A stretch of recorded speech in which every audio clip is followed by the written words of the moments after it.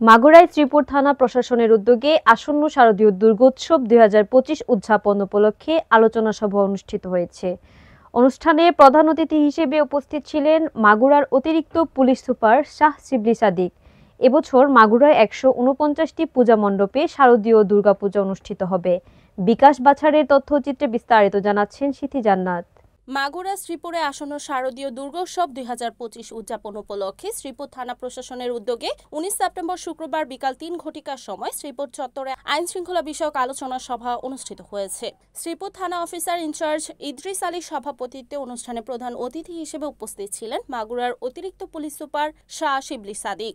অন্যান্যদের মধ্যে উপস্থিত ছিলেন উপজেলা পূজা উদযাপন পরিষদের সভাপতি মনোরঞ্জন সরকার, উপজেলা হিন্দু বৌদ্ধ খ্রিস্টান ঐক্য পরিষদের সভাপতি অপূর্ব মিত্র, মাগুরা রিপোর্টার্স ইউনিটি শ্রীপুর উপজেলা শাখা সভাপতি জাকিরুল ইসলাম, উপজেলা পূজা ফ্রন্টের আহ্বায়ক সনৎ কুমার বিশ্বাস, এছাড়া ফায়ার সার্ভিস ও সিভিল ডিফেন্সের প্রতিনিধি, আনসার ভিডিপি অফিসার, গণমাধ্যম কর্মী, প্রতিটি পূজা মণ্ডপের সভাপতি ও সাধারণ সম্পাদক বৃন্দ।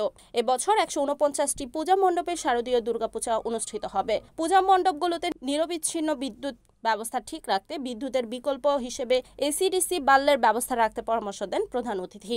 এছাড়া সিসি ক্যামেরা স্থাপন, প্রশাসনিক নিরাপত্তা, খাদ্য সহায়তা, অগ্নি নির্বাপন ব্যবস্থা, আইন শৃঙ্খলা বাহিনীর টহল জোরদার সহ বিভিন্ন বিষয়ে আলোচনা করা হয়। সভায় অংশগ্রহণকারী জনপ্রতিনিধি ও প্রশাসনিক কর্মকর্তারা প্রতিটি পূজা মণ্ডপে আগত ভক্ত ও দর্শনার্থীদের জন্য যানবাহন চলাচল ও নিয়ন্ত্রণ, স্বাস্থ্যসেবা সহায়তা এবং সার্বিক শৃঙ্খলা বজায় রাখার উপর গুরুত্ব আরোপ করেন।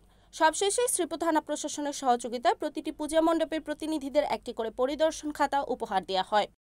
রিপোর্ট বিকাশ বাছার, এডিএন টিভি, মাগুরা।